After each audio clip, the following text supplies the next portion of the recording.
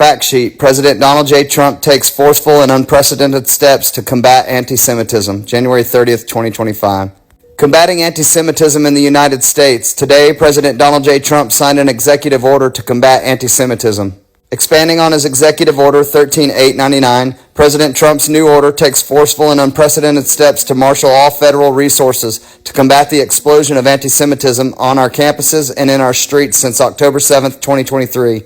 Every federal executive department and agency leader will review and report to the White House within 60 days on all criminal and civil authorities and actions available for fighting anti-Semitism.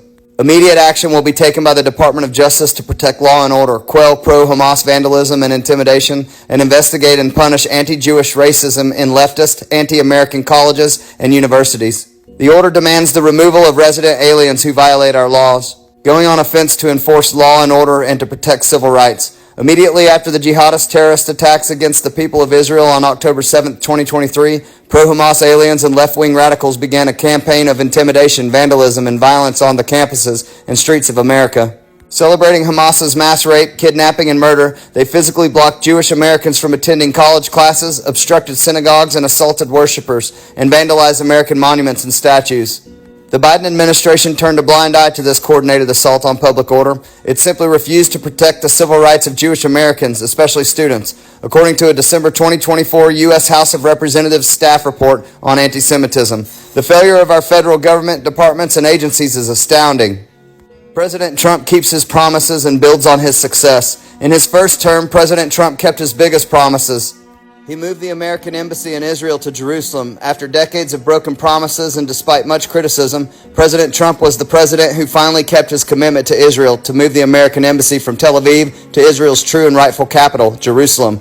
He established the Abraham Accords. President Trump delivered the greatest breakthrough for peace in the Middle East in decades by brokering the normalization of ties between Israel and the United Arab Emirates, Bahrain, Sudan, and Morocco, protecting Israel and Jews and spreading security and prosperity to the entire region.